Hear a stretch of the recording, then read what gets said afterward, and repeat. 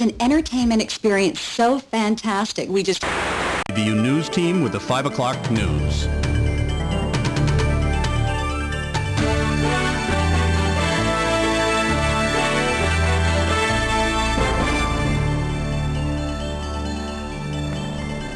Good evening. A startling slaying is sending shockwaves through San Francisco tonight. Popular art gallery owner Zachary Barnes was found shot dead at his workspace. The man being charged with his murder is Barnes' partner and renowned artist James Tobin. Our own Frank Somerville is live at the crime scene. Laura, details are still sketchy, but police tell me that Barnes was found shot in his gallery right behind me around 9:30 yesterday. Police are saying they answered a 911 call from Yvonne Barnes, the victim's wife. When they arrived at the scene, there were signs of a desperate struggle. Barnes was already dead, and artist James Tobin was lying near Barnes' body, injured. After some initial questioning, Tobin was then taken to General for treatment, where he's listed now in good condition. Frank, why is this case eliciting so much interest? Well, actually, several reasons, Laura. Barnes and Tobin were long-term friends and business partners. They were also prominent in San Francisco's art and cultural circles. The tragedy of this case really cannot be overestimated. These people represented the best of San Francisco, and no matter the outcome of the investigation and the possible trial, the people of this town are the true losers. Frank, how well known as an artist is James Tobin? His paintings hang in many prominent San Francisco homes, and they sell in the high five figures. This is going to be a battle royal. Already, rumors of runaway greed and a lurid sexual triangle will make this trial the hottest ticket in town.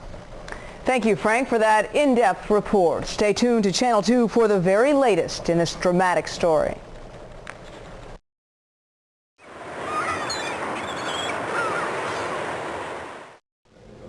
Hey, how'd you know where I was?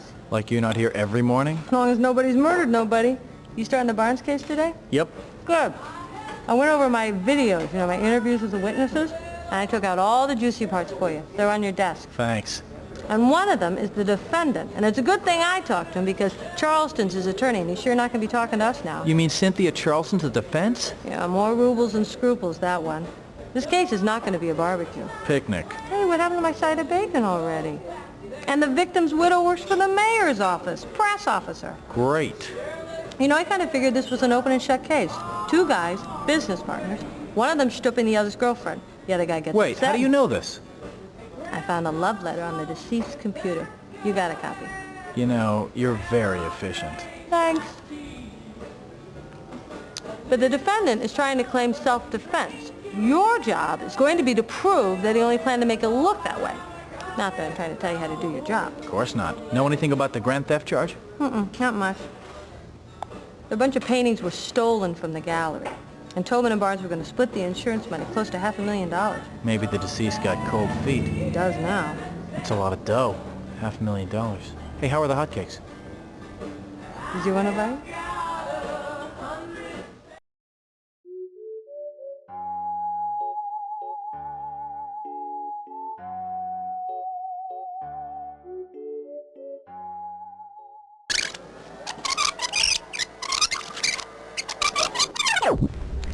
Sorry to keep you waiting. It's okay. I can't believe this happened. Yeah, it is pretty terrible.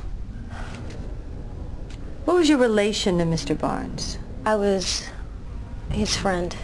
Jimmy Tobin is my boyfriend. We live upstairs. Is he going to be okay? Oh, yeah, it appears to just be a surface wound. Most of that blood belonged to Mr. Barnes. Jimmy warned me this was going to happen.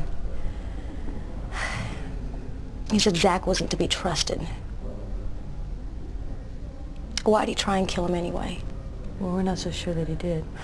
Talked to Jimmy. They said they were arguing. Did he tell you what they were arguing about? Yes. No. I'm sorry. My heart's still pounding in my head. I can't believe this.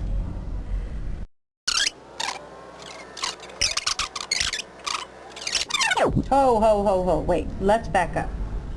Where were you earlier today, before the shooting? You asked me that at the loft already. Yvonne and I went to a meeting for Arts in the Streets to put up murals in the Mission, but it was canceled. And? And so she and I drove back to the gallery. I couldn't find a parking space, so I dropped her off. There's usually parking under the freeway. And how long were you gone exactly? As long as it takes to drive to 9th Street and back. I didn't carry a stopwatch.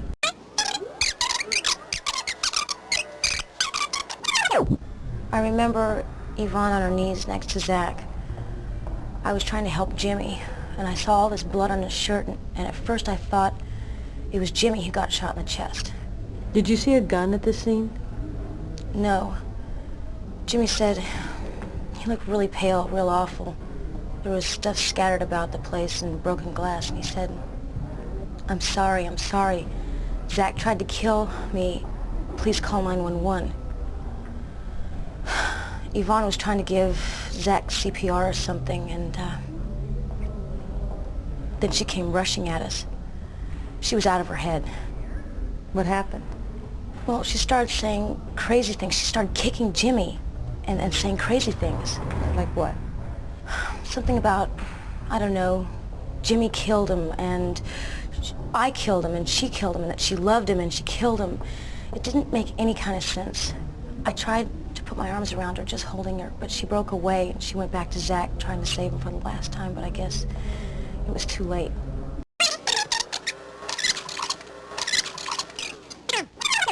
You know, if Jimmy hadn't moved out of the way, that bullet might have killed him. Yeah, I suppose. Did Jimmy... No. Is it James or Jimmy? People call him both. They call him Tobin, too. Did Jimmy set up the meeting? I don't know.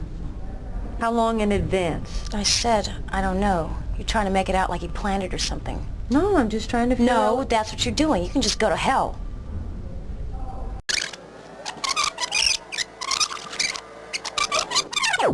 Some information for our records. Your full name, please. Ruby Garcia. Current residence. I live with Jimmy. We have a loft apartment above the gallery, number 2 Brennan Place. How long have you known Mr. Tobin? About a year. I'm a student at the Art Institute, and we met one night after a guest lecture he did. I moved in about a month later. But he had already broken up with his wife. That's what you're thinking. You know, you are a real case. You know, you're lucky I'm even talking to you. I'm lucky? Listen, lady. Your friend was murdered this morning, and I'm trying to figure out what happened, and you are acting like a class... like a girl dog. They won't let you say bitch. Oh, my daughter made me promise to stop cussing. Strict, huh? Oh, she's a tyrant. Okay. Prior residence, please. Before moving to the city, I lived in San Jose, near downtown, where I used to grow up. I came here to the Institute on a scholarship. My parents didn't have that much money.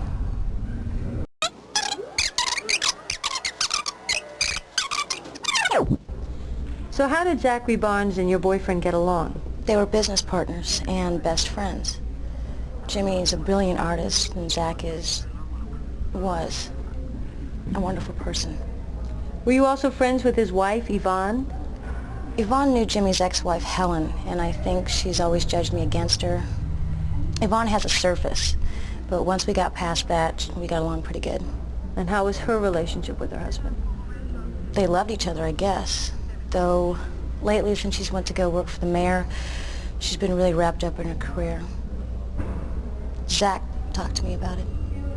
Was Yvonne jealous of your friendship with her husband? Why? There was no need for her to be.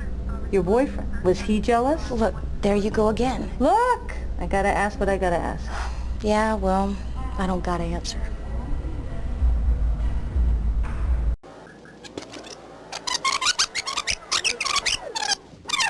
Were there any unusual incidents recently at the gallery? You know, fights, angry customers, something along those lines? Nothing. Well, there was a break-in in the gallery a couple of weeks ago, and some of Jimmy's paintings were stolen, but they were insured. I'll look into it. Has Jimmy ever been violent towards you? No. Are we done yet? I've told you everything I know. Ruby, for your information, certain evidence suggests that James Tobin may not be telling the truth. Evidence? That's a lie. I know how you cops start to get in... Think what you like. We are preparing to charge Mr. Tobin. You are? Miss Garcia, you should prepare for some rough times ahead.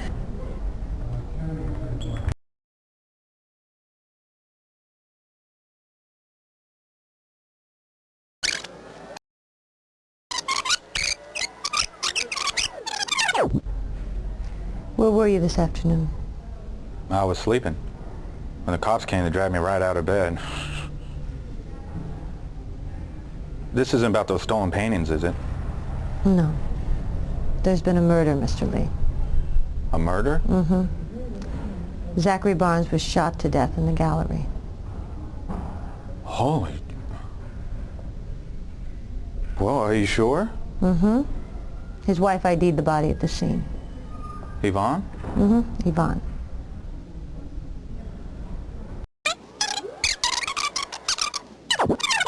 Was Mr. Tobin on good terms with Zachary Barnes? Why? You think Tobin killed him? What makes you say that? Oh, tone of voice. Just answer my questions, Mr. Lee. Were Tobin and Mr. Barnes on good terms? Sure, they were tight. Mm-hmm. Did you ever hear them argue? Well, things got a little fierce sometimes, but it's because they both loved their work. You know what I mean.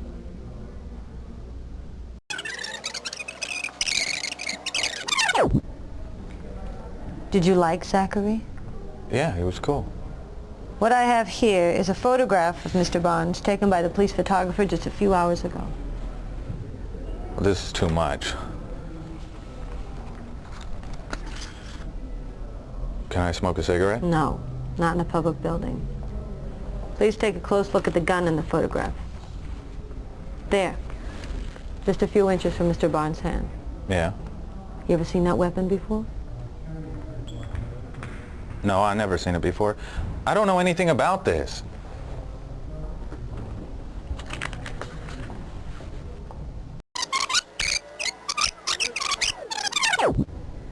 I understand you were pretty good friends with Mr. Tobin. Sure. And he was a good boss as far as bosses go. Cut me advances, let me work my own hours. Zachary was sort of my boss too. How long you worked for them? Since last August. Before that, I was riding a bike in the street delivering junk for all the jackets. It was pretty intense, you know, banging up and down the streets, looking out for buses, cabs, streetcar tracks, potholes, jerks opening car doors right in front of you, all for a few bucks. One day, I threw down my bike and just walked away. Yeah? And then I wandered around that day, wandered into the gallery, and Tobin offered me a job right off the street. Not everybody would do that.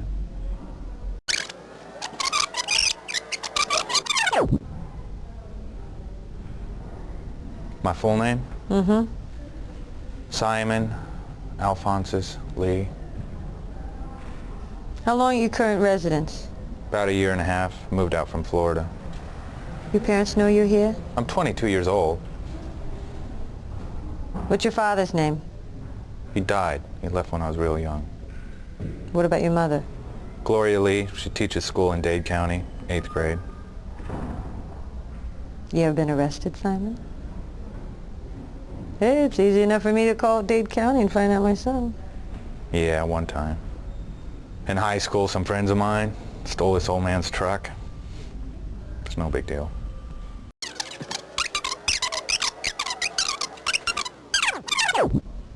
How did Tobin get along with his girlfriend? Ruby? Uh-huh. They got along good. A lot of women liked him, but Ruby, she's special. Ruby sleep around? What kind of question is that? You gonna answer it? Well, she wasn't sleeping with me, if that's what you mean.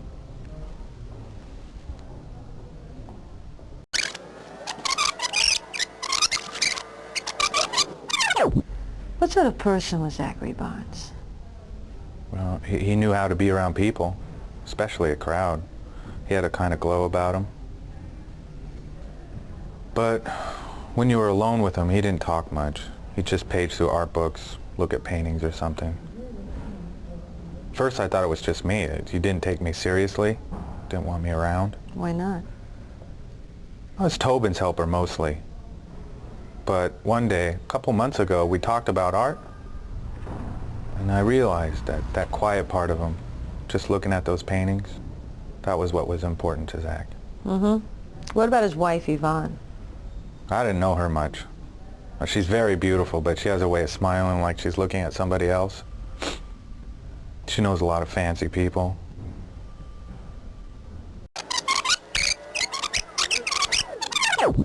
What were your duties at the gallery?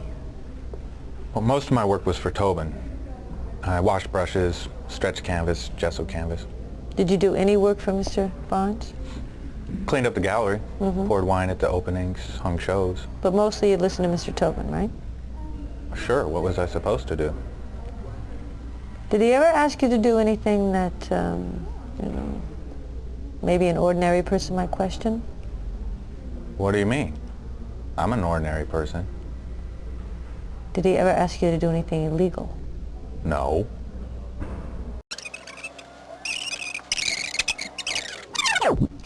Would you say your employer had a violent temperament? Tobin? Yeah, Tobin. Not that I know of. Did you ever hear him threaten to kill anybody? No.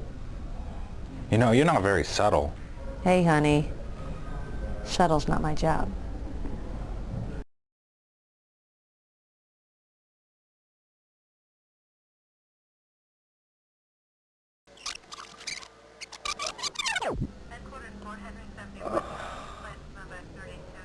How's your leg?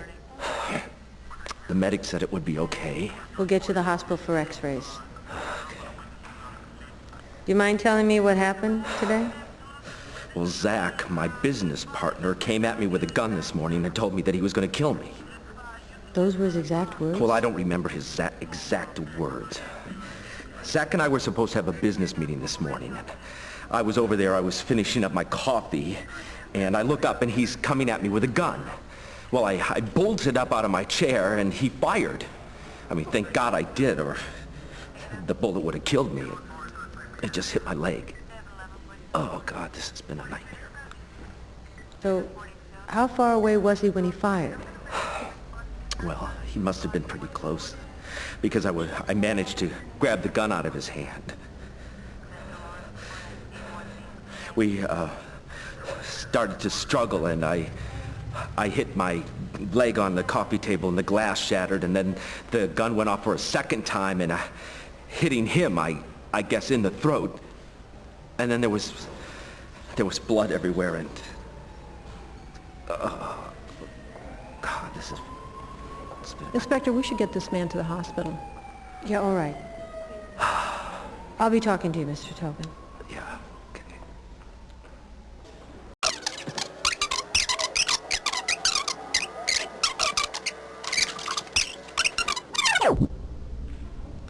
Be appointed to represent you before any questioning if you wish one. Do you understand each of these rights I've explained to you?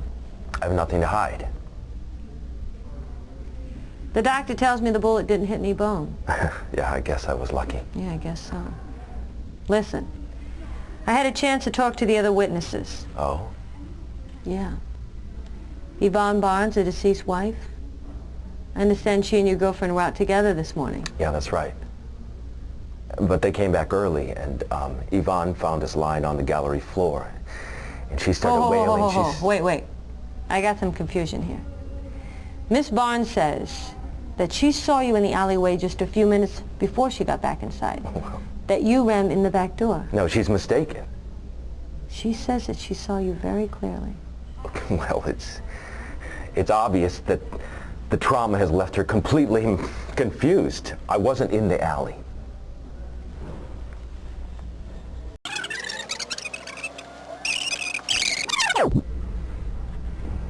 So, Barnes owned a gun? I told you I never saw the gun before he pulled it on me. Never? Zach talked about getting a gun. I thought that's all it was, just talk, just to scare me. Why would he want to scare you? Well, Zach had a scheme going with the art insurance, and he tried to pull me in on it, but I wouldn't. So he was afraid that he was going to lose his little art gallery and have to rely 100% on his wife's career. Ultimately, he was a real loser. I am telling you that Zach brought the gun. Zach tried to kill me right there in the gallery. I don't know anything about those. How about the cash box? The cash box? It was on the floor, upside down, next to Zach's body. How'd it get there? I don't know. I don't remember seeing it there.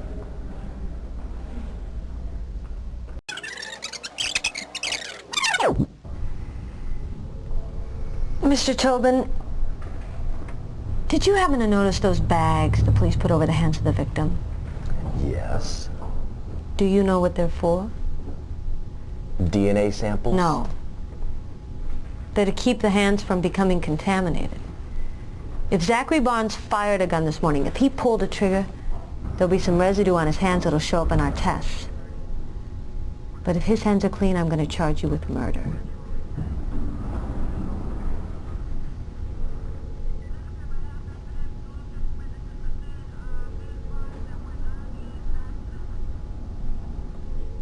I lied. What I told you before wasn't true. I mean, not all of it. I was so scared. I didn't think that anyone would believe me. Well, tell me what really happened, and I don't want any crap this time. Zach and I were having problems in our business. But I didn't realize that he was so desperate. He did bring a gun to our meeting, just like I said. And he pointed it at me, just like I said. And shot you in the leg? No. No, Zach didn't shoot me. The first shot was the one that killed him. You see, he came at me, and I was able to get the gun, and it went off. That's the total truth. I see. Your own leg, how did that happen? With everything that's been happening lately, I didn't think that anyone would believe that Zach would attack me. So I don't know, I panicked, I guess. I wanted it to make it look like it was self-defense. So I shot myself in the leg. You shot your own self in the leg? Listen, Mr. Yes, I admit it. It sounds insane, I know, but I pulled the barrel close, and I just shot so it would graze. I mean, who else, for God's sake, could have pulled the trigger? You'll see that I'm telling you the truth.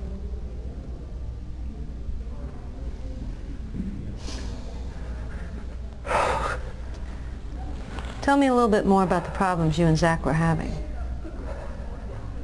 I think that I better see a lawyer. Yes, Mr. Tobin. I think you better.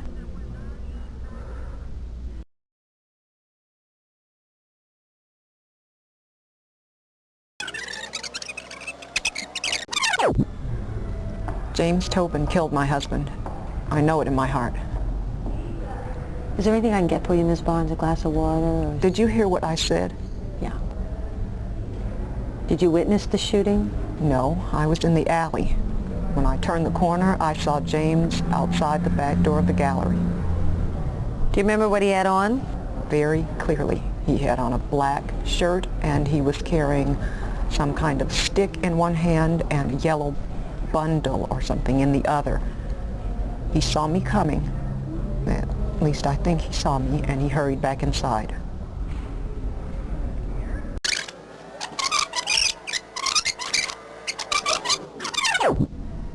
And then he locked the door. You don't have a key? Yes, but he double locked it.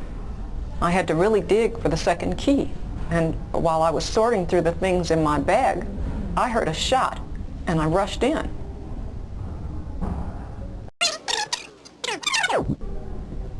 You're absolutely sure the man you saw in the alley was James Tobin? Absolutely. And did he appear to have been wounded? No, absolutely not. On the floor, on the main gallery, they were both there, James and my husband. James was clutching his leg. Yvonne, he said, Yvonne, I've been shot. Zachary tried to kill me. Meanwhile, my husband, he was just... Miss Barnes. I rushed straight to Zach. I put my lips on his lips and my hands on his chest because I thought maybe with CPR I could save him. But there was so much blood. What did you do next? I was kneeling on something, I realized, underneath my skirt. And I thought at first it was Zach's hands or his fingers. And I reached down, and it was the gun James used to kill Zach. I pushed it away. Could you describe that gun? Yes, it was a large gun with a black handle. Have you ever seen it before? No, I haven't. How on earth would I have seen it?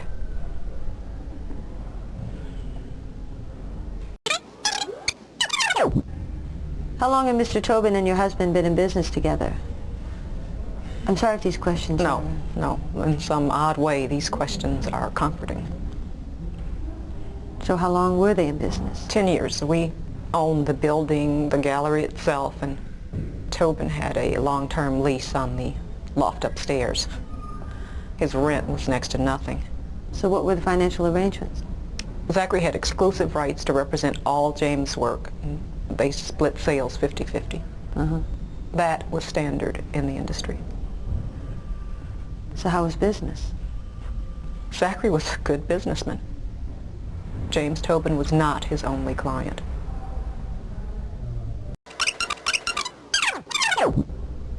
Did the men have a good working relationship? At one time, but things have been really stormy the last few years. James is a good artist, but he is completely full of himself. That dynamism, it did attract some people like Ruby Garcia. I was afraid something was going to happen. Why? Well, because ever since his divorce, he's been getting more and more difficult. He slept around, he had financial problems, he was struggling as an artist. And one week he would say, I'm leaving the gallery. The next week he would have fights with Ruby. The next there was something else. And then he blamed Zach for all his problems. To be honest, Zach made James' career. He knew how to promote his work, except for that last group of paintings. Why is that? They were awful. No one in the world could have sold those.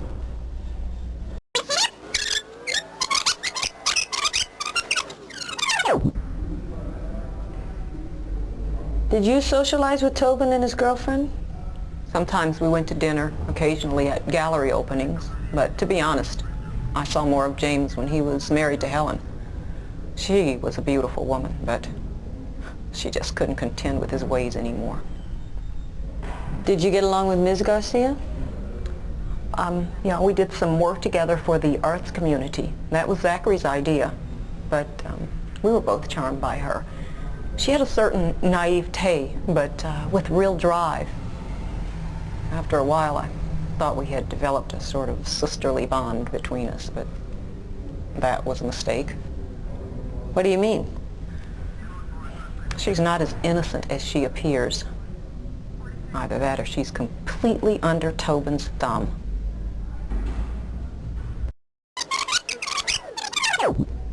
While I have you here, there are a few gaps I need filled in. The joys of paperwork, huh? Certainly. Your full name? Yvonne Emmeline Barnes. Occupation? I work for the mayor. Chief press liaison. Before that, I was with Channel 6 News. I used to cover tawdry stories like this. I remember. You putting in long hours with the mayor? Always. Zach used to complain he didn't see me enough. Yeah. Well, how long is your current address? 7 years. Ever since we were married. I met him when I came out here from Baton Rouge. I was a graduate student in journalism. Zach and I, we loved each other every minute. And I know I can be a difficult woman.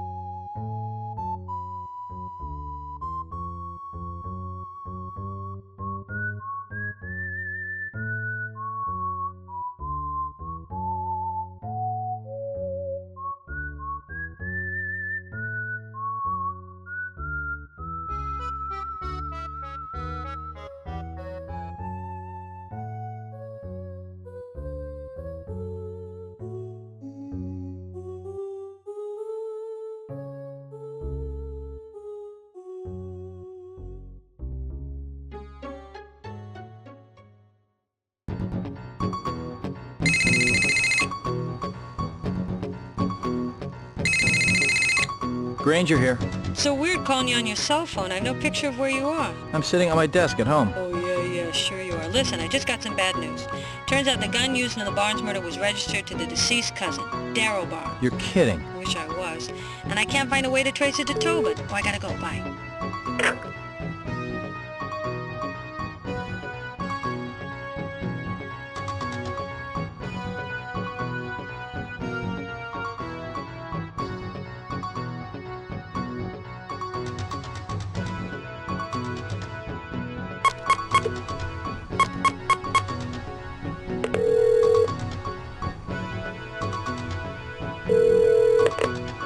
You've reached the desk of Sterling Granger.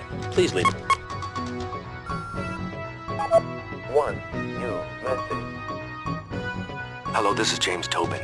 My lawyer told me not to call you, but I had to tell you. I know Simon Lee stole the paintings. I saw him outside the gallery in costume. He was dressed up like the back of a horse or something. A week later, he's driving a new Kawasaki. When I take him aside, he tells me that Zach put him up to it for the insurance. End of final message.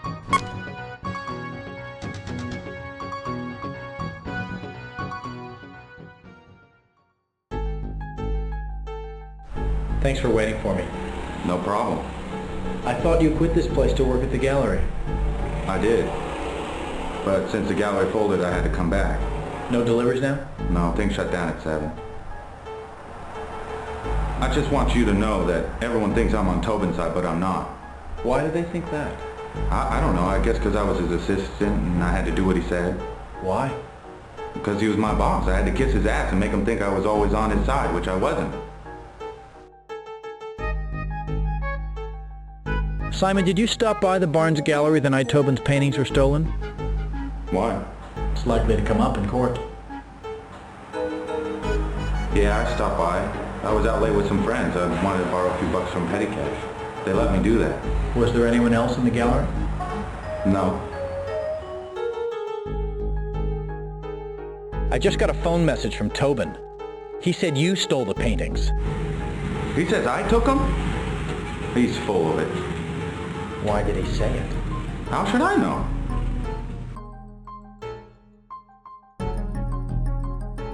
Tobin said he ran into you at the gallery that night and that you were in a costume. Yeah, I've been to a costume party, but I didn't see him at the gallery.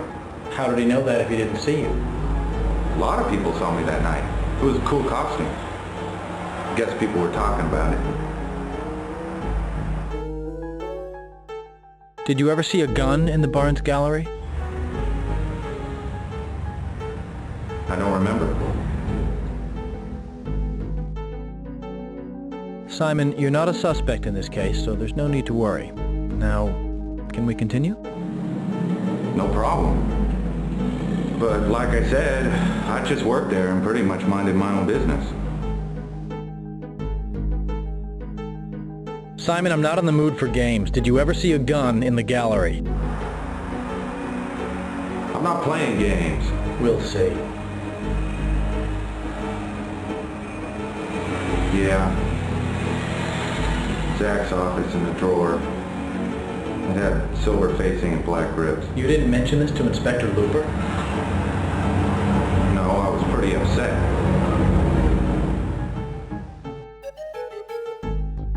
Being shook up is no excuse for lying. Did you ever actually see Zachary with a gun? Yeah. When? Monday night, week before he died. He was standing at his desk and he unsnapped his briefcase and took a pistol out and slid it into his drawer. What did you do? I got out there. I don't think he ever saw me. Who'd you tell about the gun? No one. You didn't tell Tobin? No. If Zach brought the gun like you say, maybe Tobin's right and we got the wrong man. Is that what you think? No. I think Tobin can play just about anybody for a fool. You too? Sometimes. Did Zach ever explain to you why he brought the gun to the office? No, I never talked to Zach about it. Look, things were pretty tense around there. I mean, Tobin said Zach was out to get him, and I believed it. At least I did then. The way you describe it, you should have told your friend Tobin about the gun. Why would I do that? You say there's all this tension in the gallery. Then Zach comes, stashes a gun in his office, but you don't warn your friend Tobin? Who's going to believe that? Look, I'm not stupid. The police say Tobin plugged Zach with that gun. So? Everyone knows I was Tobin's slave, that I do just about anything he wanted. I mean, if I go to court and testify that I told Tobin about the gun, they were going to think that I was in on it. Were you? See? There's a good chance before this thing's over, Tobin will tell us the whole story. What'll you do then? I don't know.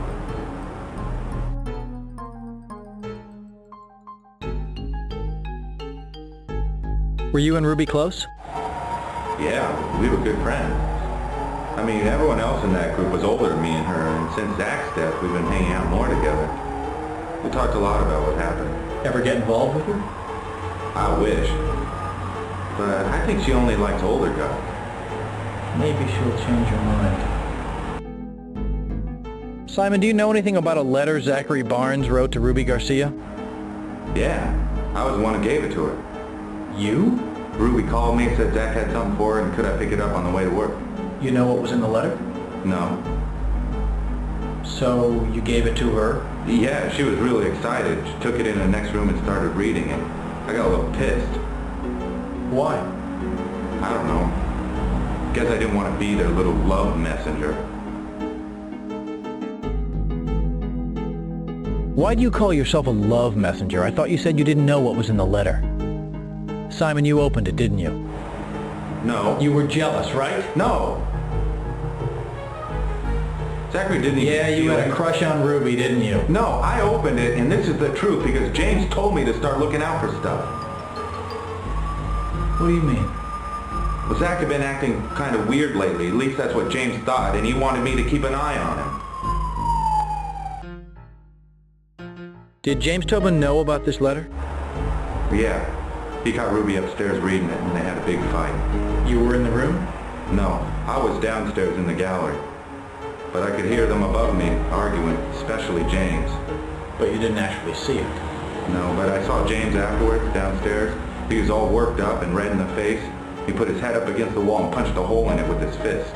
Did he say anything? Yeah. He said Zach has been screwing Ruby and he's going to be very sorry. And then he wiped the vase off his desk and I got my butt out of there.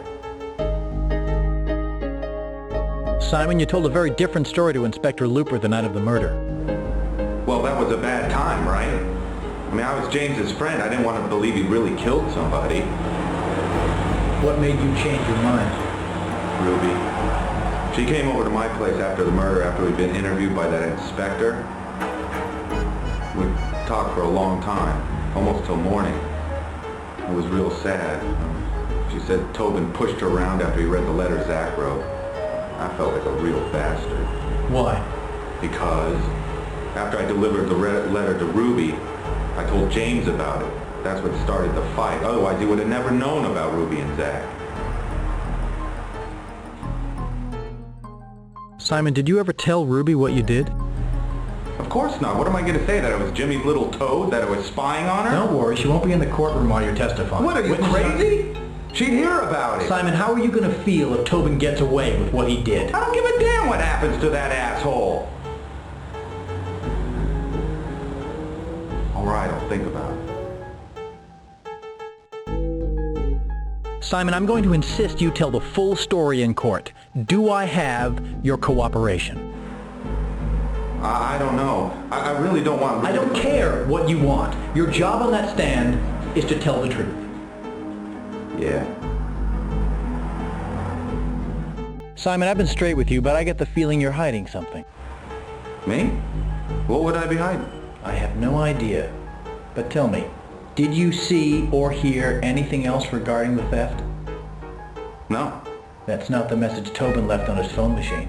Well, Tobin's in jail. He'd try anything. That's all I have now, Simon. I just hope you get this all sorted out by the time you're called to testify. Hey, I can't wait.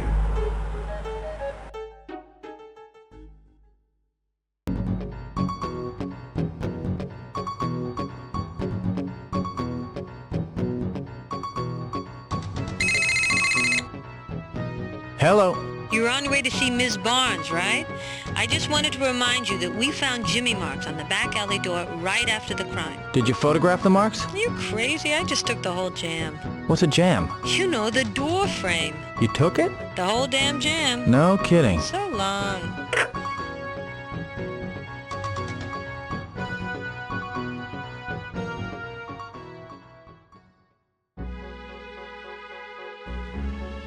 How do you do? I'm Yvonne Barnes. Please have a seat. Mr. Granger, I trust your office received my letter.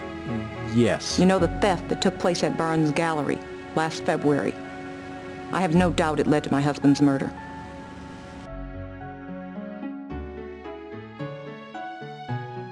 Miss Barnes, let's talk about what reasons Tobin may have had to kill your husband. To me, James' motives were quite clear. He was covering the insurance fraud Zachary had found out about. In my opinion, the sordid rumors in the press about an affair are not really relevant, and I'd just as soon not talk about that any further. Can we start with my letter? Your letter was very helpful, Miss Barnes. Let's explore some of the details. Thank you. You mentioned in your letter that Tobin threatened your husband's life. Oh yes, one evening about a week before the murder, Zachary and I were supposed to go to dinner at Zuni, so I drove by the gallery to pick him up. He and Tobin were having a very loud discussion. About what? Well, I only heard the end. Tobin was yelling at Zach. He said, "If you go public with the insurance thing, that'll be the end of this gallery." And Zachary responded very calmly. He hardly ever raised his voice. He said, "The gallery will survive." And Tobin yelled back, "Not if you don't." You heard him clearly? Oh yes. He was threatening my husband's life. Didn't the gallery have a sophisticated alarm system? Oh yes, but supposedly there'd been a lot of false alarms. Why didn't you have it fixed? Zachary said money was tight right now. But I thought the gallery was a huge success. It was. But very few of Tobin's paintings sold at the last show, and that created a cash flow problem. Was the alarm on the night of the theft? No. Tobin turned it off. He said he was sick of it going off. After the robbery, Zach and I were both suspicious. Is there anything else about the theft that you'd like to add? No, nothing at all.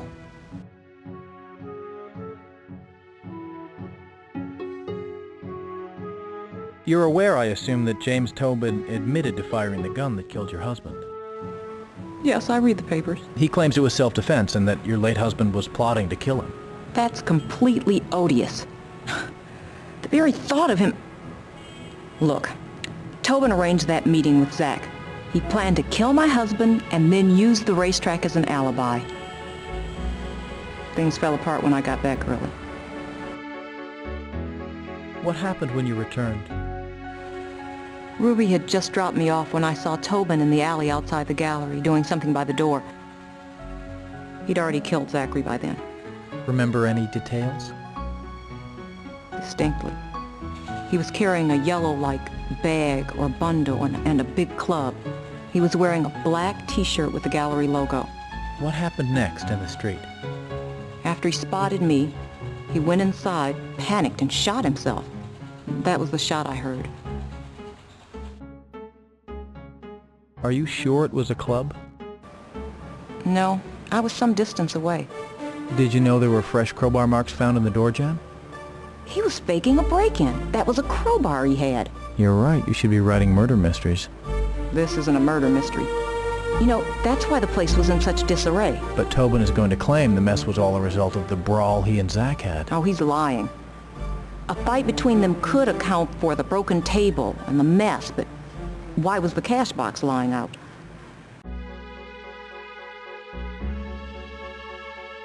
I'm having trouble with your description of Tobin's shirt. I don't understand. Are you suggesting I'm making this up? No, not at all.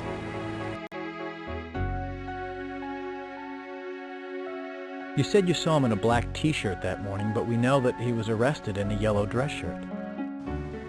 You're right. That's odd. Remember it was splattered with blood? I have a clear image of him standing there in that black shirt, carrying that bundle. Yvonne, what color was the bundle? Yellow. My God, Tobin changed shirts. He had to change because it got Zach's blood on the other shirt.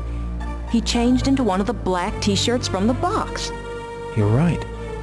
Then he probably wrapped the gun in the yellow shirt and went outside. Oh, he is such an evil, calculating man. After spotting me, he went back inside. As my husband lay there dying, he was figuring out that story he told me about this big fight they'd supposedly had. That's when he put the gun on the floor and changed into the yellow shirt. That son of a...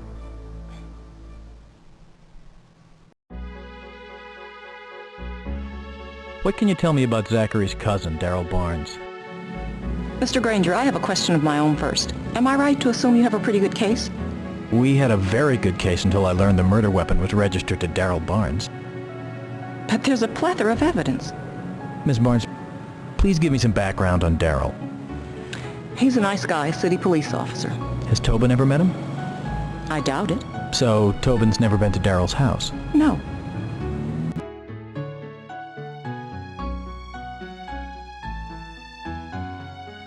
How do you think Tobin got the gun?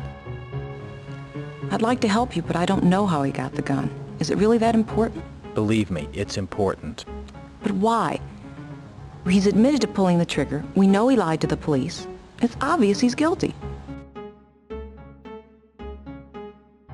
Miss Barnes, you do understand that to get a conviction, we must tie the murder weapon to the defendant. Well, there's something I haven't told you. I borrowed the gun from Darrell and brought it here to the loft. A city police officer loaned you his gun? I must say, I have a hard... It wasn't his service revolver.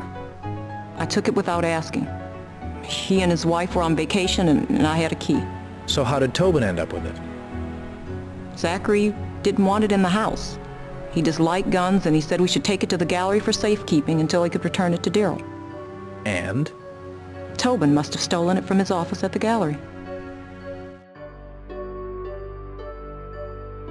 Miss Barnes, are you sure this story is accurate? Yes. It's very important. I've given you everything about the gun you need. Mr. Granger, I'd like you to be aware of my situation. I understand. Losing your husband and now having to go through this whole... You can't begin to imagine how all this feels. You are aware I work as the mayor's press officer. Yes. The mayor has told me that this whole thing reflects poorly on his administration. And I have to say, next to Zach, my career is the most important thing in my life. So, if you need the emotional, weepy widow in the courtroom, I will not be able to oblige. I intend to maintain complete control of myself at all times. Well, thank you for your candor. Thank you for your time, Miss Barnes. You're welcome. I want nothing more than to see justice done. I will do my best. I hope it's good enough. Me too. Goodbye. Goodbye.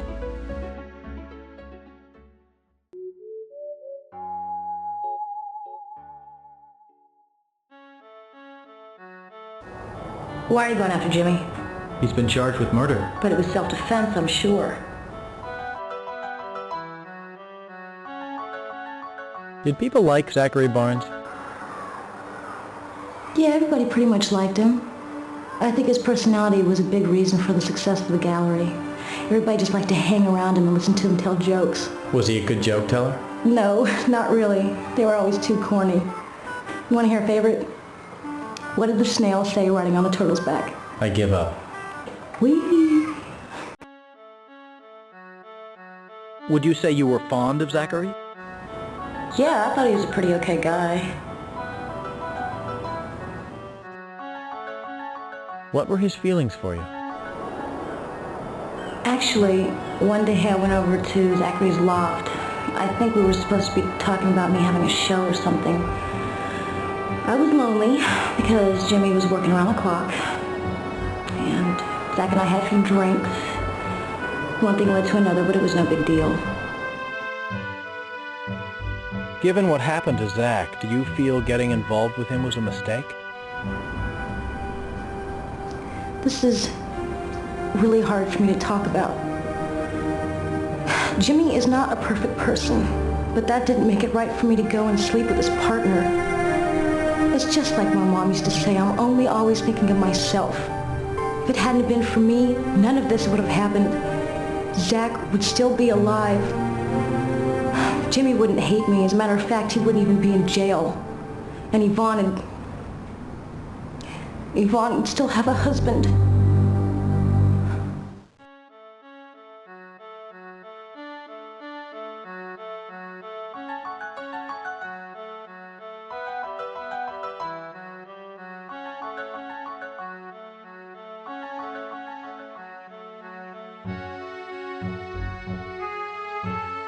Ruby, it's ridiculous to blame yourself for everything that's happened.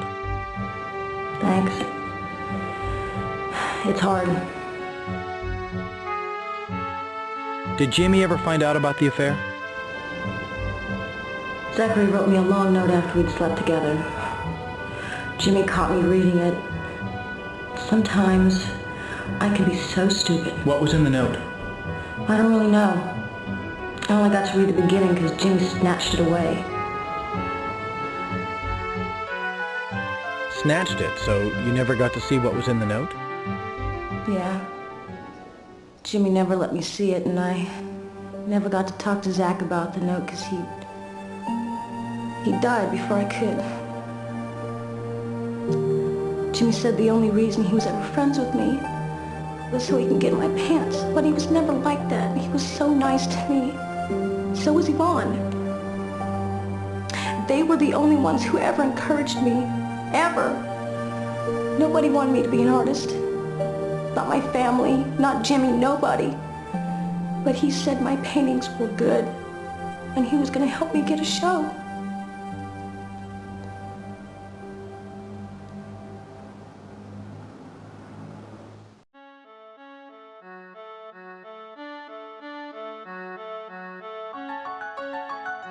Tell me about the theft. It was a terrible blow. Shook everybody up. What happened? Well, nobody knows for sure. It's just one morning we got up and went downstairs in the gallery. Someone had broken in. They took a straight razor and they cut the paintings right out of their frames. Was anything else taken? No. We think the thieves might go and sell the paintings in Europe. I don't know, maybe Japan or something. Like a lot of people in this city, I think Jimmy's a very good painter. Can you describe the stolen works? Well, they were part of his new series called The World is Burning. It was a big change for him, you know. Bigger works, darker forms, more haunted. I liked him. Was all of this series stolen? No, he brought a couple up to the loft the night before. That's one. It's Jimmy's favorite. Who was the beneficiary of the policy? They both were, Zachy and Jimmy. The gallery gets half the money and Jimmy gets the rest. Same as if they'd been sold. Why?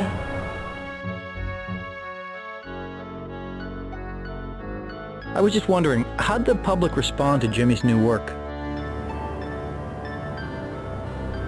The public. They wanted his old work, more of the same. But Jimmy had to move forward as an artist. Did the new paintings sell? No, and I think that's one of the reasons why he was so upset. But it's like he said, you have to paint what you feel.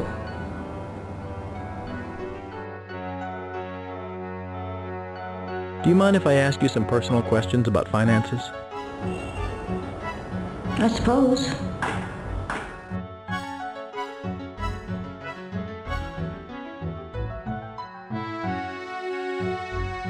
I appreciate your help. Did the failure of Jimmy's paintings in the marketplace create a financial crisis around the gallery? Jimmy took it hard. He was so used to everybody just loving his work, and then suddenly there was just no money coming in. It was hard. For both Zach and Jimmy? Yeah. Lately they'd gotten used to this certain lifestyle, you know. They both had nice cars, and we'd eat out a lot, and there was this new house up at the river. Were they desperate? I didn't used to think so. Could one of them have been involved in the theft? I suppose it's possible. Ruby, can you tell me where Jimmy was the night the paintings were stolen? No, not really. Are you sure? Yes. Didn't you hear me?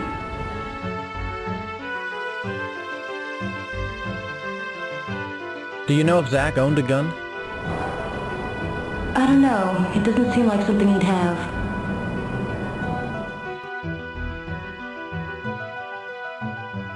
You might be relieved to hear the gun that killed Zachary Barnes was registered to his cousin. The gun came from Zach's cousin.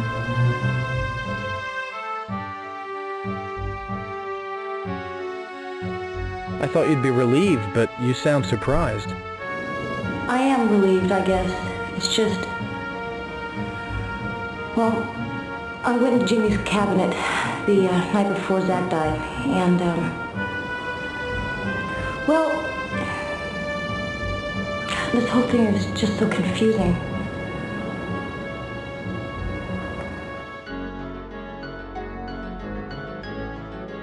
Think back and see if you can remember what you saw.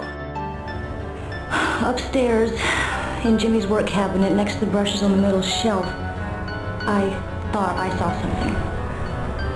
A gun. A gun? Well, where is this work cabinet? In the gallery? No, upstairs in me and Jimmy's loft, in the painting studio. When did you see it? The night before Zach's death. Could you identify that gun if you saw it? I think so. What do you think the chances are that Jimmy will go to jail? It's hard to say. A lot depends on what you say on the stand.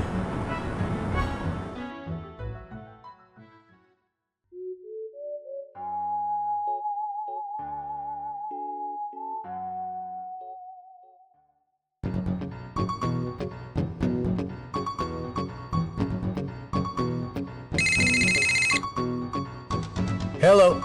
Hello, is this Mr. Granger? Yes? Who is this, I just please? visited Jimmy in jail and we had a long talk.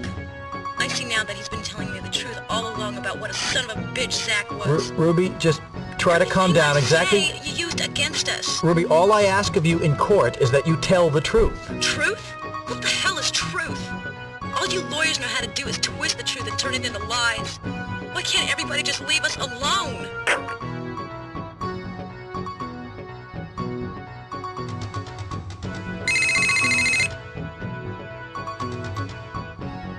Hello. This is Yvonne Barnes. With whom am I speaking, please? Granger here. Hello, Miss Barnes. How are you? Mr. Granger, regarding our interview, Yes? I wanted to call and say I felt badly about it in that I don't think I was entirely forthcoming. Really? Forthcoming about what? Let's just leave it at that. You have to understand how difficult this has been for me on so many levels. I just want to lend you my support and let you know I am prepared to do my best in court. Well, thank you very much. Goodbye, Mr. Granger. Bye. Frank, how's Tobin fared these last few months in jail? As you know, the defendant has not been allowed any contact with the press, but his attorney said he's doing well and is also anxious to clear his good name and get on with his life. And can you characterize the mood of the prosecution? Laura, with the trial beginning tomorrow, Granger and his staff are, of course, projecting confidence, but Granger would not comment on record about his chances of getting a first-degree murder conviction. Frank, you'll be covering the whole trial for us, right? You bet, Laura. Camped out at City Hall for as long as it takes. Well, good luck. Channel 2 will be providing the most extensive coverage of the trial. We'll have live reports from the courtroom and expert analysis of each day's events, so stay tuned. Coming up now, can't figure out what to do with those little plastic clips that come on bread bags? Stephanie Chu will tell us about a recycling program in the East Bay when we come back.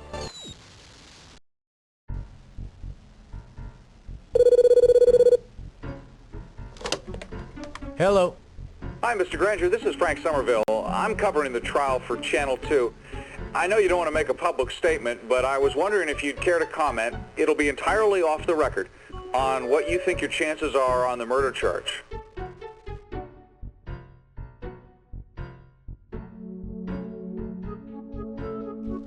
Frank, don't take this personally, but I've encountered, shall we say, minor inaccuracies by the press before, and I would rather not comment until after this trial is over. Is that okay? I just wanted it off the record. See ya.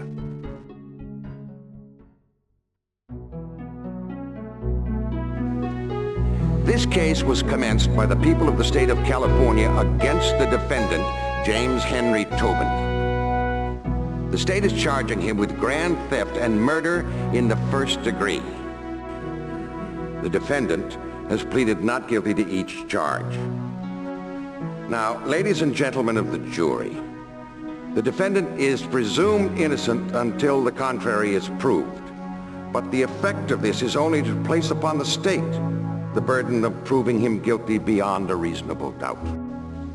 You will decide no issue in this case until you have heard all of the evidence, instructions of law, and the arguments. And you are ordered not to discuss this case with anyone under any conditions. You will now hear the statements of counsel. Do the people wish to make any opening statement?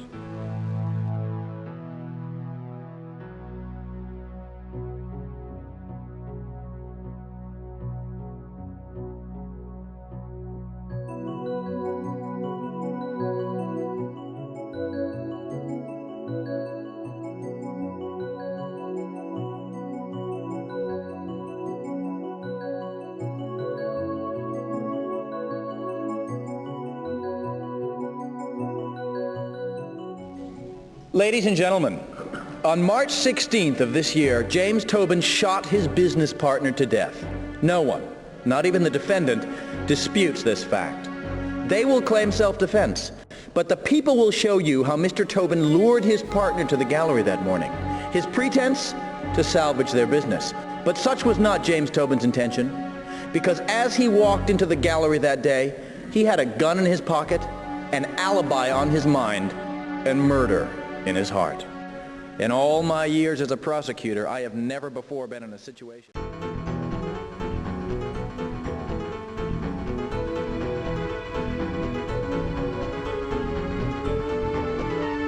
We have here tonight our legal specialist who, for the duration of the trial, will be sharing with us his professional insights. Dr. Richard Fleece, professor of law at CSU. Dr. Fleece. The anxiously awaited trial began today with a dramatic opening statement by the prosecution and then followed by what I thought was an effective rebuttal from the defense attorney, Cynthia Charleston. Can you tell us a little bit about her? Mr. Tobin is in very good hands. Cynthia Charleston is seen by many as an unflinching and extremely aggressive adversary. She's won innumerable defense cases, including the famous tainted baby food trial. Just a few moments ago, we caught up with her and asked her how she felt about her chances. Ultimately, the jury will find my client innocent. This case should never have come to trial, but now, with all the publicity, they don't dare turn back. Tomorrow, the main phase of the trial begins with the prosecution calling its first witness. Thank you, and we look forward to your coming analysis. Stay tuned to Channel 2 News, your trial headquarters. Good morning.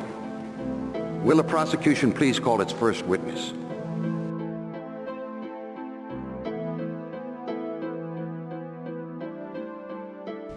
Do you swear to tell the truth, the whole truth, and nothing but the truth, so help you God? I do. Please be seated.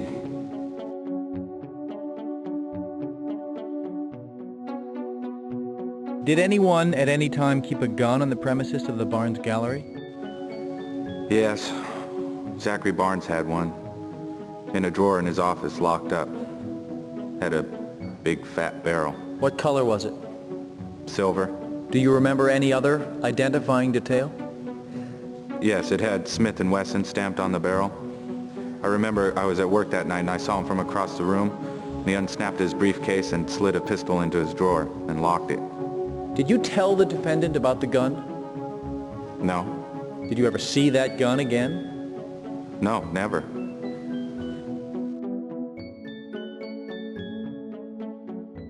When you saw Zachary in his office holding the gun, was he about as far away from you as I am now? I don't know, maybe a little further. And you never saw the gun again? No. What kind of chewing gum is this? I don't know.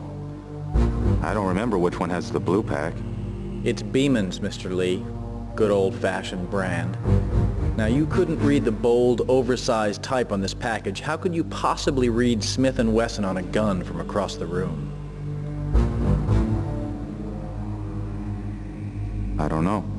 Would you like to reconsider your statement that you never saw the gun again?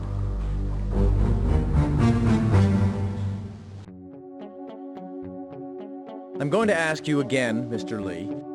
Did you go back and take a second look at the gun in the deceased's office? Yeah, I went back. I looked at it again and saw the words on the barrel. Did you go by yourself? I can't remember. You can't remember? That's ridiculous. Listen, I didn't know what Tobin was going to do with the damn gun. I had no idea. Now slow down, please, and just tell us the story from the beginning. Like I said, I saw Zach bring a gun into the gallery. I was worried what he might be planning because there was so much garbage going on between him and Tobin. So I told Tobin about the gun. You know, I thought I should warn him. So we got the extra key and unlocked the drawer and I showed it to him. How'd he react? I couldn't tell really if he was excited or mad, but he mumbled something, I think, like, "Good work, Simon, I'm glad to have this."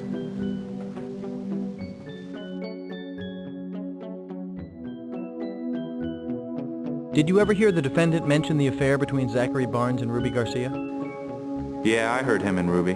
When was this? A couple days before the murder. They were in their apartment, upstairs from the gallery where I was.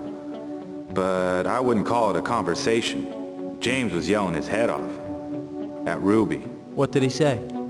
He said he had just discovered a love letter from Zach, and he was mad as hell, yelling threats and stuff. I'd like to establish the order of events, Mr. Lee. First, did you actually see this letter? Yeah, Zach gave it to me to give to Ruby at the loft. Was the defendant home? Well, he was coming up to the loft and I passed him on the stairs on my way down after I delivered the letter. What happened next? Well, Tobin busted through the bathroom door. He caught Ruby reading the letter and he grabbed it from her and started pushing her around. And she was screaming. Objection. Hearsay. How could he know this? The witnesses testified he was not in the room. I could hear her. Besides, Ruby told me. Your Honor. The witness will confine himself to answering questions. She asked a question. Questions from the examining attorney.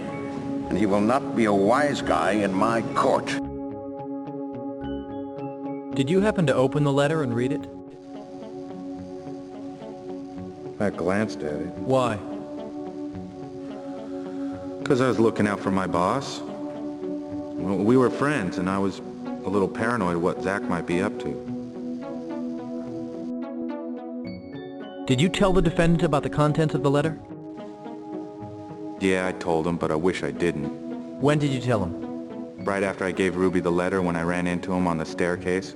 And what happened next? He went into the loft and he and Ruby started fighting. Did you see the defendant again that day? Yeah. About a half hour later downstairs when he put a hole in the wall with his fist and cleared everything off his desk, including a new vase of flowers. It broke. He say anything? Yeah, he said Zachary was a real bastard to be getting it on with Ruby and he was going to make him very sorry. You asked what he meant by that? You crazy?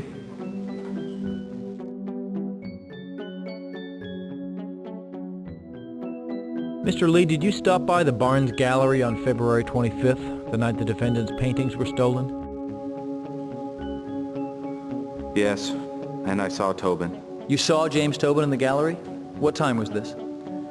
About 3 a.m. I walk in and there's Tobin standing in the middle of the gallery. He's got a razor knife in his hand and some of his paintings been cut out of the frames. At first I thought he was making some kind of new art. What was your second thought? That he was ripping the place off. But I couldn't figure out what he was doing stealing his own paintings. Did he say anything to you? Yeah, told me to keep it quiet. Said he could do whatever he wanted with his own paintings. Did you later discuss the theft with him? No.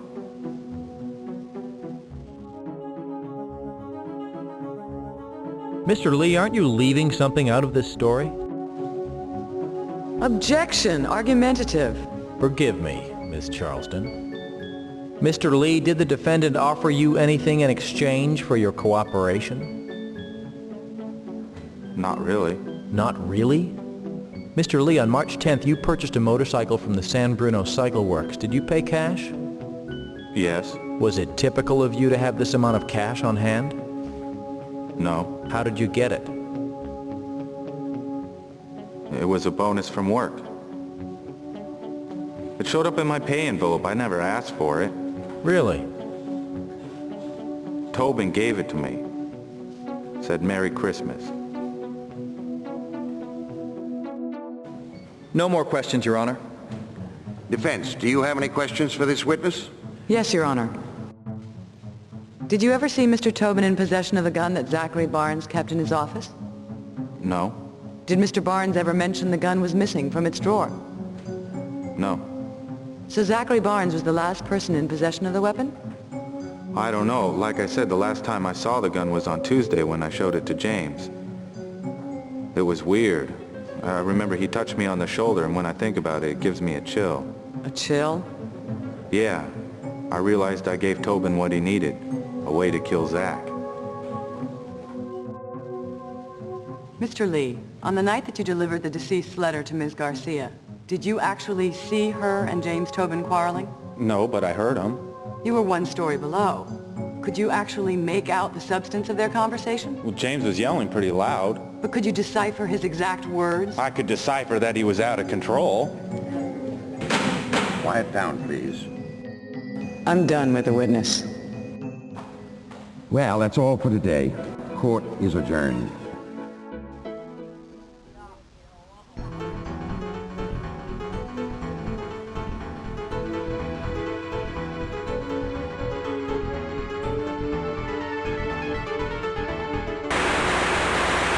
As we reduced, as an industry, as we reduced violence, there was great concern we would fill that void with sex, which, of course, has not and will not happen.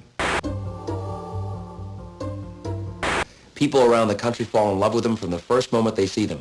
Some have even said that it changed their lives. I don't remember much, but all of a sudden, I gave birth to a fork. Listened in rapt attention as Prosecutor Granger silenced his courtroom critics today with an exemplary performance. Observers in the gallery finally saw what they came for. The old Granger, the cunning legal master at work. With great skill, he got Mr. Lee to admit accepting hush money from the defendant. As damning testimony as I have ever seen. Sounds like quite a morning. Did Mr. Lee answer any questions about the murder itself? Prosecution performed brilliantly. Clearly, Granger knew what he wanted out of this witness, and with the skill of a surgeon, he went in and pulled it out. Like a gallbladder, huh? Well, it's always exciting to watch a pro. Thank you, Richard. Coming up, the Marin Citizens Tax Board is protesting the IRS ruling that ski equipment donated to the homeless is not tax deductible. The story when we come back.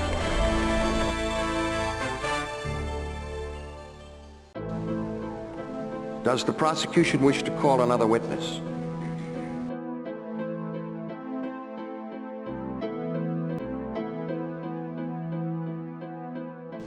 Please raise your right hand.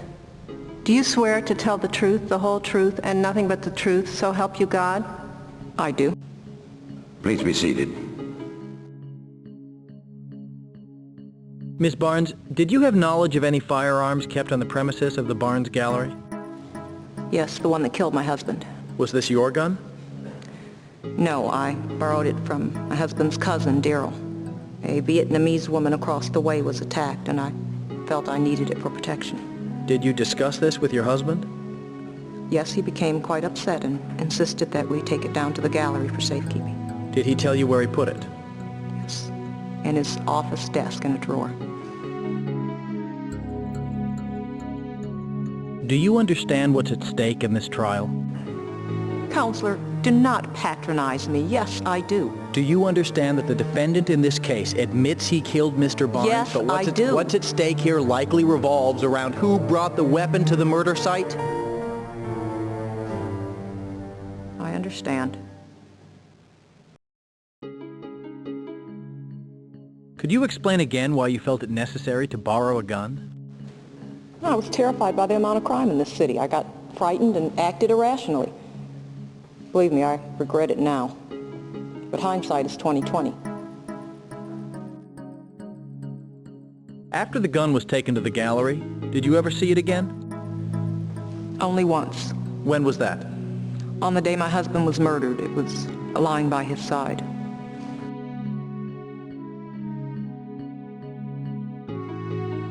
Did you witness an argument between your husband and the defendant Tuesday before the murder? Yes. I walked into the gallery and Tobin was yelling at my husband. There was a wooden chair broken between them. What did James Tobin say to your husband? He was yelling, "If you go public with this insurance fraud, it'll be the end of the gallery." Zach responded, "The gallery will survive." And Tobin moved forward and pointed his finger in his face and yelled, "The gallery may survive, but you won't." And then? I stepped between them. I wanted to get Zach out of there. Was the gallery alarm system functioning at the time of the theft? No, it had been turned off. At whose direction? James Tobin's. Did the defendant give you a reason? Yes. He said it had been going off sporadically without warning. He said we should turn it off until we could get it fixed. Was it ever checked out? Oh yes, immediately after the theft I called. The repairwoman said she had worked on it and couldn't get it to malfunction once. I still have her paperwork. Ms. Barnes, wasn't your husband a co-beneficiary in the policy that covered the paintings? Yes. What was the amount of money he was due to receive? I'm not sure, but I resent this line of questioning. Ms. Barnes, please. All that's left is his good name. Now you want to ruin that? I'll withdraw the question.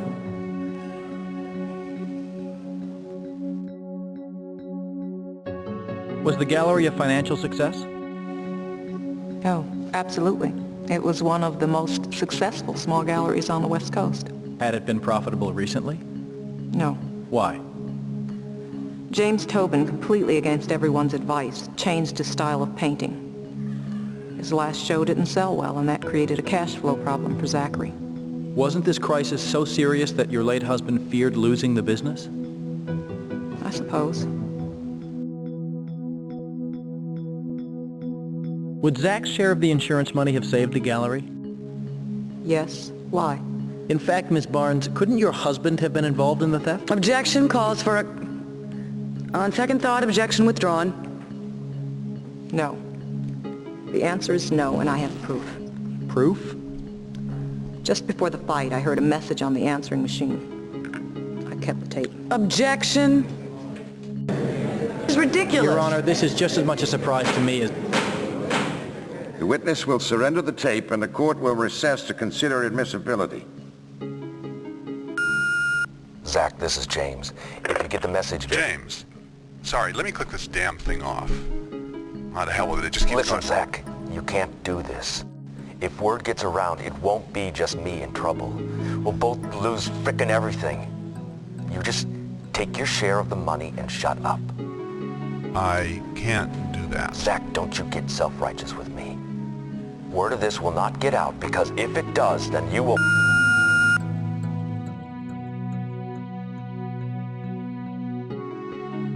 On the morning of March 13th at approximately 9 a.m., you and Ms. Garcia left the gallery to go to a meeting, is that correct? Yes. And the two of you returned early because the meeting was canceled? Postponed, correct. And Ms. Garcia dropped you off and went to park the car? Yes, I was about a block away in the alley behind the gallery. Please describe for the jury what you saw at that point. I saw James Tobin outside the back door of the gallery jimmying it with a crowbar. He saw me coming, so he went back in. Objection, speculation. Sustained. Could you see what he was wearing? Yes, he was wearing a black t-shirt with the gallery logo on back. What happened next? I heard a shot from inside as I came to the door, so I unlocked it and went inside. What did you see there? My husband's body lying crumpled on the ground. Tobin lying nearby holding his leg and moaning. And what was the physical state of the gallery? The tabletop had been broken. There were shards of glass everywhere. Some of them lying in the pool of my husband's blood. And I remember a cash box lying upside down on the floor. What did you do? I tried to help my husband, then called 911.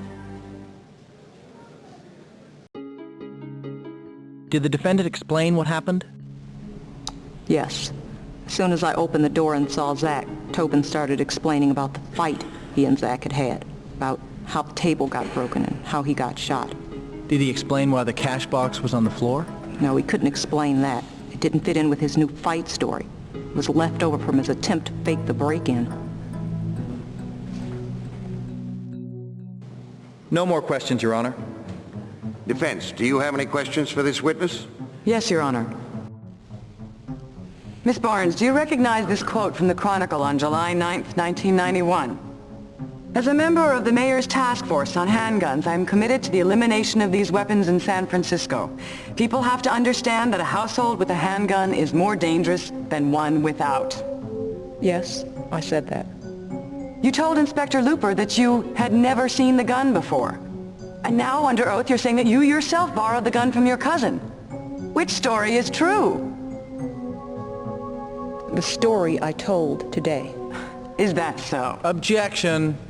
Question withdrawn.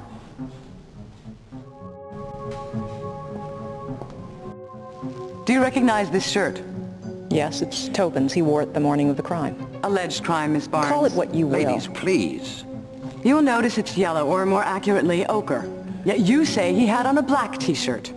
He put on the black shirt after he killed Zach. He certainly couldn't wear the bloody one outside, so he took it off and used it to hide the gun on his way to dump both of them. When I saw him outside the door, he went back into the gallery and changed into that shirt again. Oh, preposterous. When was there time for him to change shirts? You followed him right into the gallery. As a matter of fact, there was plenty of time. I had to walk about a block, then I had to open the door, which I found out Tobin had double locked. By the time I looked in the bottom of my bag Miss to find Barnes, the thank you. second You've key. answered the question. Now I have another. When you went into the gallery, you saw evidence of a fight, correct? No, there was no fight. Tobin killed Zach and afterward made it look as though there'd been a Please, fight. Miss Barnes, just answer the questions.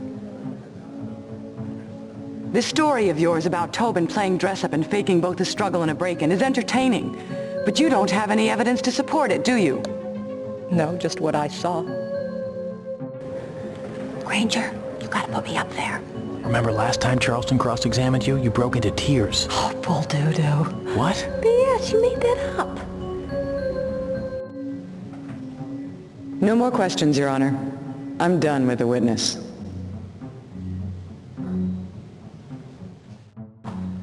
Well, that's all for today. Court is adjourned until tomorrow. And, ladies and gentlemen of the jury, let me once again admonish you not to discuss this case with anyone, not even your family. You know, if something leaks out to the...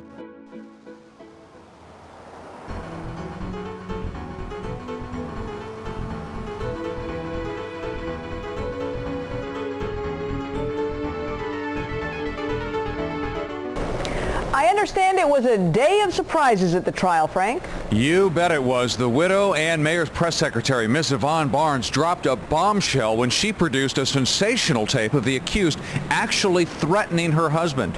Had it been entered into evidence? No, it came as a complete surprise. She had apparently been keeping this phone message a secret because it implicated her husband as well as Tobin in an art theft scam.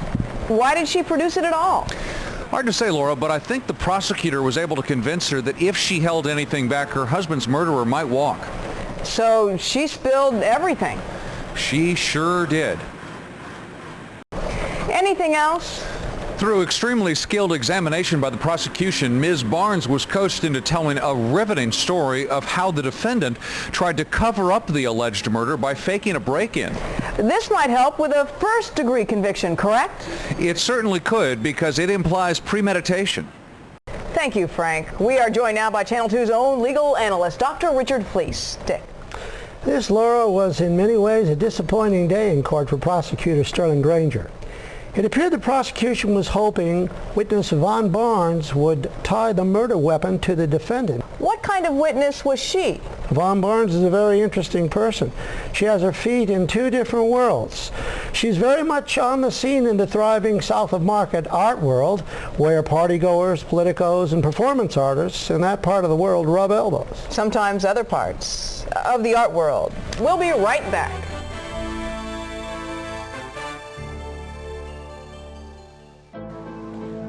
Good morning. Will the prosecution please call another witness?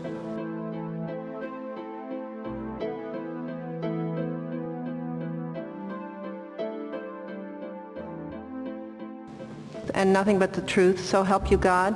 I do. Please be seated. Did you find a broken glass tabletop near the body? Yes. Did the defendant say how it got broken? Yes. He told me that he crashed into the table with his leg before Zach was shot as they were struggling for the gun. Was the position of the shards of glass consistent with that story? No. There were fragments of the table all over the ground and a few on the victim, but there was no glass under the victim's body. Therefore, the table was broken after Zach hit the ground.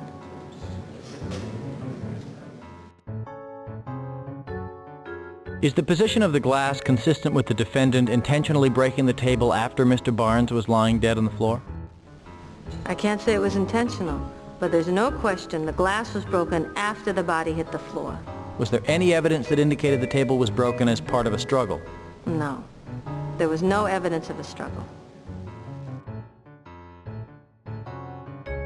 Your Honor, would the bailiff please show the witness People's Evidence 17 and 18? Inspector Looper, can you tell the jury where you found item number 17? This crowbar we found in the back room of the gallery on top of a red toolbox. And number 18? This door jamb we took off the back entrance to the gallery. How old were the marks on the jamb when you first observed them? Very new. There were still paint flakes from the jamb on the ground. Would you insert the crowbar into the door jamb? My pleasure. It's a match. And did you find the defendant's fingerprints on the crowbar? All over it. Is the evidence, the match of the bar and the gouge marks and the defendant's fingerprints, consistent with Yvonne's testimony that the defendant was jimmying the door? Yes. Is this evidence and Yvonne's testimony consistent with the defendant trying to stage a robbery? Absolutely. No more questions, Your Honor. Defense, do you have any questions for this witness? Yes, Your Honor. Ms. Looper, did you base your investigation on the suggestions of Yvonne Barnes? No. I listened to all the witnesses. Did you ask Miss Barnes why someone would jimmy a door in broad daylight instead of perhaps making the marks the night before? No. But I can't comment on the intelligence of the accused. Did you find other fingerprints on the crowbar? Yes. Some of Simon's and some of Zach's. But they were covered mostly by the defendant. Miss Looper, if you can, for a moment, forget what Yvonne told you. Isn't the hard evidence consistent with Zach creating the marks perhaps the night before? I suppose. I think I'm finished with Miss Looper. Pity.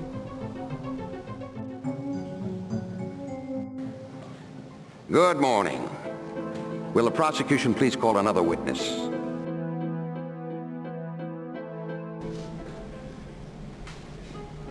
Please raise your right hand.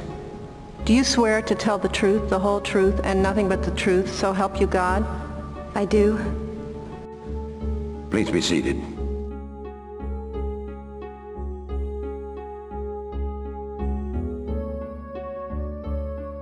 Ms. Garcia, did you have an affair with the late Zachary Barnes?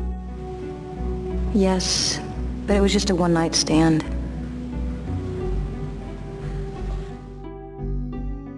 Would the bailiff please give the witness evidence labeled People's 23, which was obtained from the computer of the late Zachary Barnes?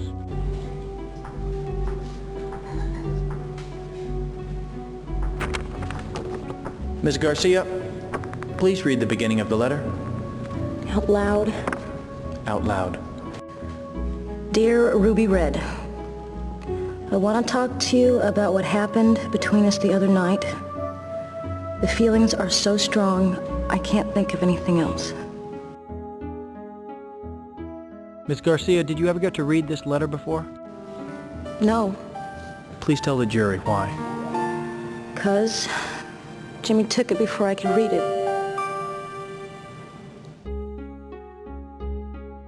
Please continue reading the letter. Ruby, I don't know what to believe anymore, but I've decided the least I could do is tell the truth. What I've told you then was true.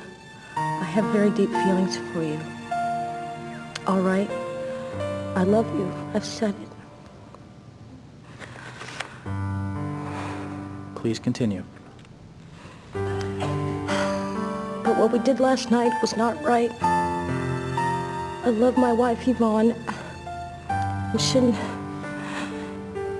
have allowed things to go as far as they did. I don't know how I'll face her.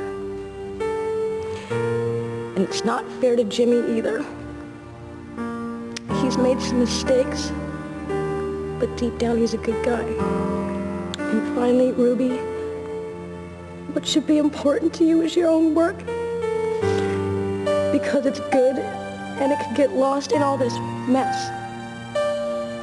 Capiche? Love? Zach? Oh, God.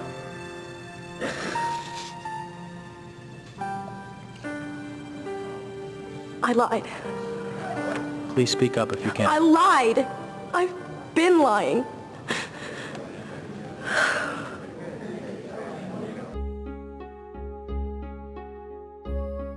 Did you ever know the defendant to keep a gun in his possession? No, not in his possession exactly. But I did see a gun in our loft the night before the murder. Could you describe it? Silver, and it had a black handle. It was in Jimmy's work cabinet the night before the murder. This work cabinet, it's on the premises where you live? Yes, in the painting studio. Did you say anything to the defendant? No, I was afraid to. Your Honor, the prosecution requests that the witness be allowed to examine People's 11.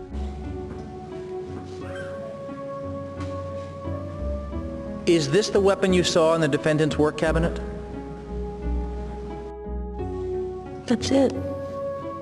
I recognize it because of the insignia and the tape on the back of the gun. I should have talked about it.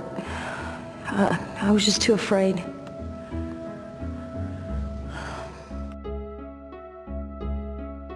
Where were you on the night the defendant's paintings were stolen from the Barnes gallery? I came home from school about 6. Jimmy seemed a little nervous. Did the defendant leave the loft after dinner? No. He went into the studio, and we ended up in bed at about 11. Do you recall the defendant leaving the bedroom at any point during the night? Yes. At what time? At about 3 o'clock in the morning. I woke up. Jimmy was coming in the bedroom door, and he had street clothes on. He had one of those wool, like, navy caps on. Did the defendant explain to you what he was doing, wandering around, fully dressed in the middle of the night?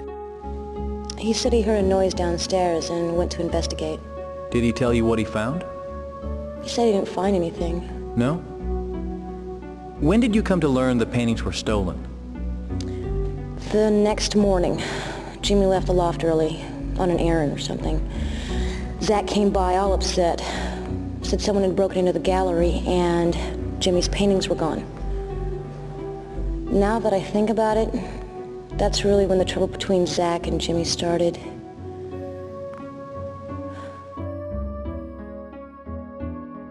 What else did Zachary say? Well, first I told him what had happened the night before. How Jimmy had heard a noise and went downstairs to investigate. Well, I thought that the thief had hung out and hid until Jimmy left. Did Zach respond? Zach was suspicious. He goes to me, "What a stunt. Jimmy will never get away with this." Did you tell the defendant about Mr. Barnes' suspicions? Yeah, I told him. And what was his reaction? Jimmy lost it. He said Zach better keep his big ideas to himself or he'll... Or what? I don't know. He didn't finish.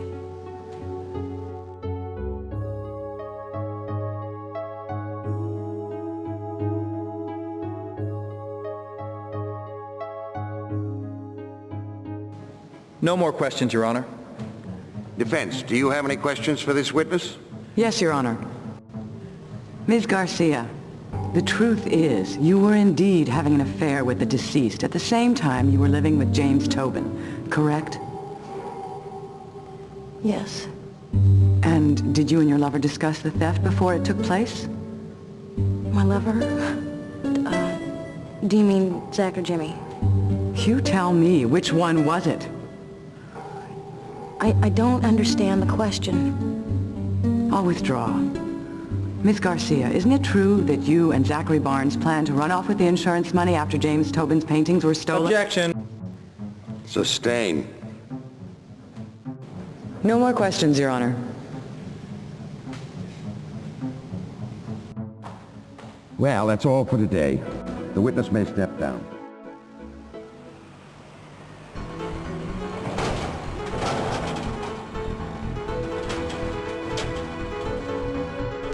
Key witness and girlfriend of the defendant, Ruby Garcia, testified today. And the prosecutor really got it right this time. The crafty court fox was back in form as he had the witness read a love letter from a man her boyfriend is accused of murdering.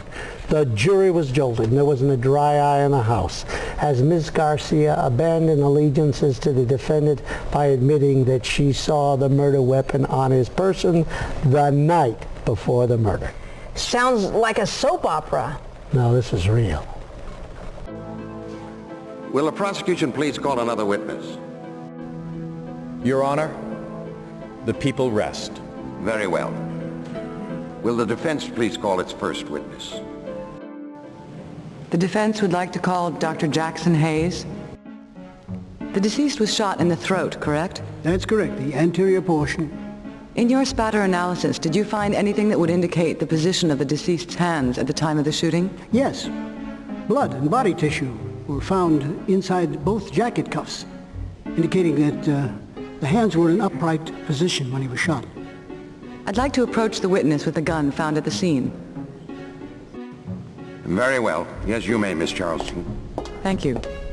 Dr. Hayes, could you stand up for a moment? Could you please take the weapon? Okay, could you point it at me as though you were Zachary Barnes, intent upon killing me, and I were James Tobin? Objection. This is not a demonstration. It's a circus. Wrong. This is a demonstration. Overruled. Okay, come at me with the gun, Dr. Hayes.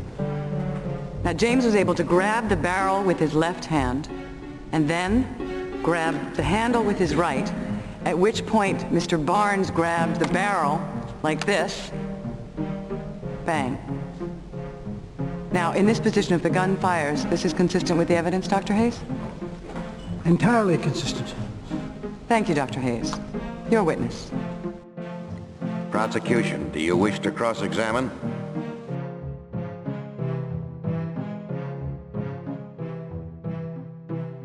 Isn't it true, Dr. Hayes, that spatter analysis is regarded by most criminologists as an inexact science, rather like reading ink blots?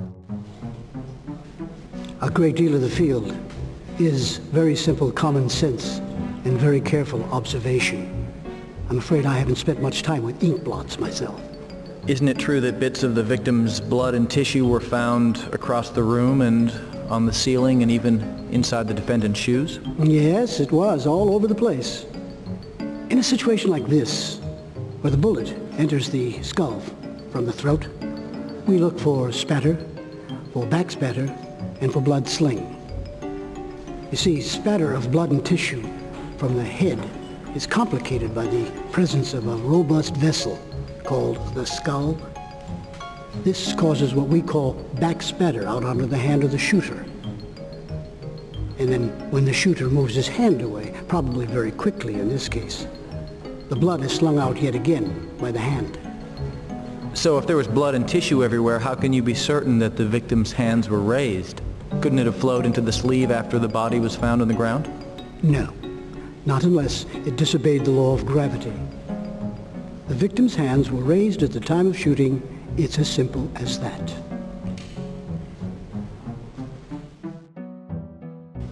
I'm done with this witness. The witness may step down. Thank you. Does the defense wish to call another witness? The defense would like to call James Tobin to the stand. James, this past year, what was the financial health of the Barnes Gallery? Well, to be honest, it was close to failing. Did you and Mr. Barnes make plans to remedy the situation? Zach did.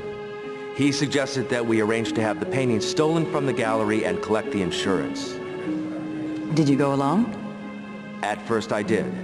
We worked very hard to create the gallery. It was our lives. So one night I went in and I cut the paintings from the frames, and Zach had the canvases destroyed.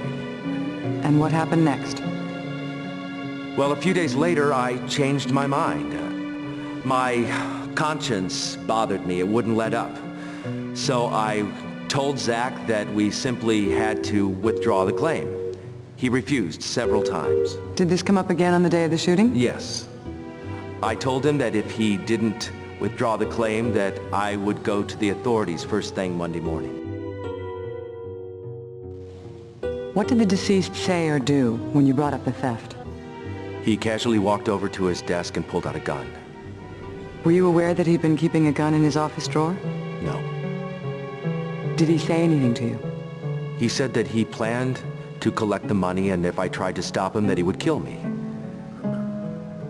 Then he took a step forward and he put a gun up to my head. And? I grabbed his hand and we struggled, and then suddenly the gun went off. For an instant I didn't know which one of us had been shot, and then he fell to the floor. God, this has been a horror show. James, why did you deliberately wound yourself after the struggle with Zachary? I panicked. I didn't think that anyone would believe me that Zach attacked me without physical evidence. It was the wrong thing to do, I know that now. Thank you, James. I'm sorry you had to relive that vicious... Please. Your witness.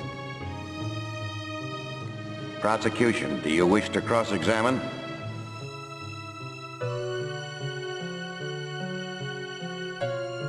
On Sunday, March 11th, you made a telephone call to Zachary Barnes, correct? Well, I can't be sure about dates. Certainly you remember this particular conversation. It was recorded on the phone machine and played here in court. Well, that tape recording is inaccurate. The tape was inaccurate? Well, the context is inaccurate. I was trying to persuade Zach to withdraw the claim. You were. Ms. Barnes testified that she overheard you threaten her husband's life later that same afternoon. So, in fact, you planned the murder. It was premeditated. I told you I have never threatened Zachary's life. It's her word against mine. Ms. Barnes was mistaken? She's lying. The bitch is lying, that's all. The whole time that Zachary was alive, she was embarrassed by him. She would cover for him.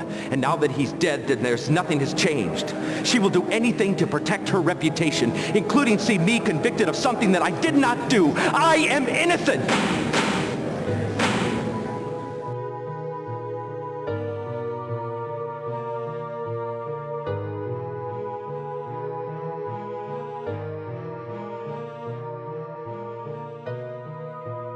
Mr. Tobin, you've testified that you were unaware that there was a gun in the main office? Yes. And that you'd never seen the murder weapon until the day of the murder? Yes, that's exactly the truth. This contradicts the testimony of Simon Lee. Simon Lee worked for me for 6 months. He was very clever at playing his two bosses against each other. And if that meant lying, well, that was no problem. After the murder, Yvonne Barnes told Inspector Looper that she saw you in the alley behind the gallery. What were you doing in that alley? Yvonne was in shock. I was not in the alley. Where were you? I was inside, lying on the floor, bleeding to death. Bleeding to death? Your leg was barely grazed. Well, regardless, her husband had just tried to kill me. An overturned cash box, crowbar indentations. Either someone broke in or someone was trying to stage a break-in. Wouldn't you agree, Mr. Tobin? Objection. Sustained. How did the cash box get on the floor? I have no idea. Maybe Zach put it there? And the crowbar marks? I don't know anything about them. Sure. I'm done with this witness. The witness may step down. Thank you. Does the defense wish to call another witness? The defense rests, Your Honor. Ladies and gentlemen of the jury, you have heard all the evidence. And it's time now for me to give you the instructions on the law, after which you will hear the closing arguments. And remember, the closing arguments are what is...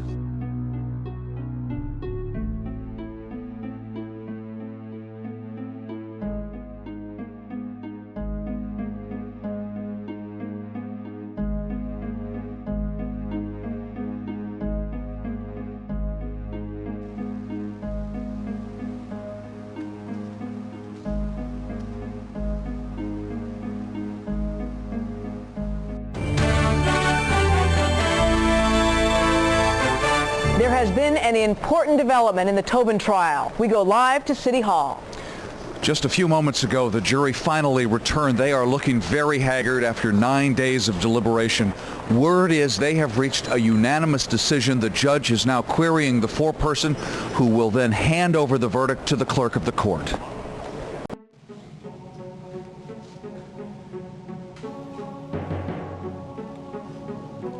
Will the defendant please rise? Clerk, read the verdict. On the charge of grand theft, the jury finds the defendant guilty.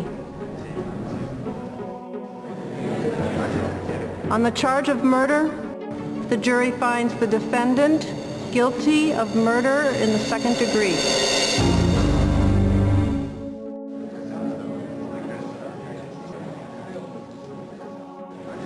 You did pretty well, considering.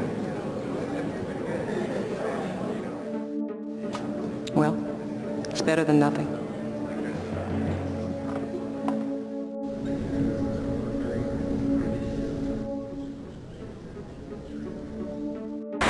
He's shocked. He's shocked. State and across the country. It's that knowledge, being in touch with people. The very beginning, Granger was very tight-lipped about how it was going to go. He wouldn't even comment to me off the record. This disdain sure hasn't helped him with the press. Well, there's one bit of good news, Frank. What's that, Laura? No more chicken salad sandwiches for you. You got that right. Also, no more French fries, no more onion rings, no more ring dings, no more cherry pies, no more apple pies. We get the picture. See you back here, Frank. And finally, Dr. Fleece, in your professional opinion, what was the jury's general impression, since you were sitting so close to them, of Granger's overall performance? Granger got off to a shaky start by not mentioning motive in his opening statement. Now, I can't recall any criminal trial where this was done. Legal observers in the audience were heard snickering under their breath. And as for the trial proper, I understand things were going swimmingly for Granger. That's correct, until the defense surprised everybody and brought the defendant to the stand. The prosecution seemed completely unprepared. It was very strange. It felt like he wasn't really at a trial, like it was all a game to him. Hello, Earth calling. Thank you, Dr. Fleece, for all your insights. Not at all.